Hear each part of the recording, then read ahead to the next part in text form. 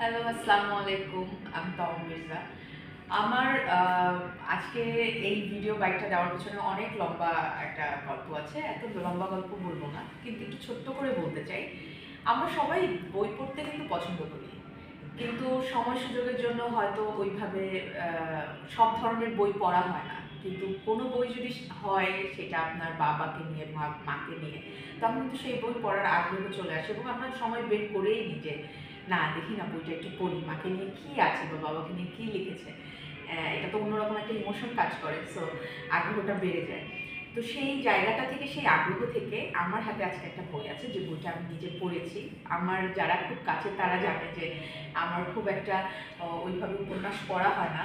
কারণ অনেক বড় তো, সো অত সময় ধরে ধৈর্য ধরে আমার একটু দেখা যায় যে কনসেনট্রেশন ব্রেক হয়। কিন্তু এই ১ম কোনো উপন্যাস আমি খুব মনোযোগ দিয়ে পুরো উপন্যাসটি পড়েছি এবং পড়ার পেছনে একটাই কারণ, সেটা হলো মাকে মনে পড়ে। আমাদের মা-বাবা যাদের আছে আমাদের সাথে থাকলেও কিন্তু মা-বাবার কথা আমাদের সবসময় মনে পড়ে। যেমন একটু আগে আমিও আমার আম্মুর সাথে কথা বলছিলাম, আম্মু যেহেতু গ্রামে গিয়েছে।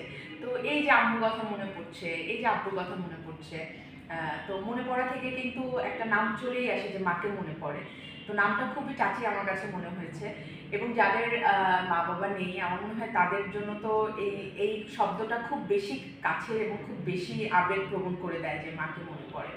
তো আমি চাইবো, আমি আশা করব যে আপনারা যারা বই পড়তে পছন্দ করেন, উপন্যাস পড়তে পছন্দ করেন, আপনারা একবার হলেও মাকে মনে পড়ে এই উপন্যাসটি পড়বেন এবং এই উপন্যাসটি যিনি লিখেছেন আমাদের সবার পছন্দের। অনেক বছর ধরে ভাইয়া বই লিখে আসছে এবং আমার খুব ভালো লাগে বই মেলায় তার বই আসে এবং কখনো সে গিভ আপ করে না। প্রতি বছর সুন্দর, সুন্দর বই লিখে যাচ্ছে এবং তার বইয়ের নামগুলো এত সুন্দর হয়, এত অ্যাট্রাক্ট করে মানুষকে বা এত ইমোশনাল হয় যে আমি তাকে অসংখ্য ধন্যবাদ জানাই।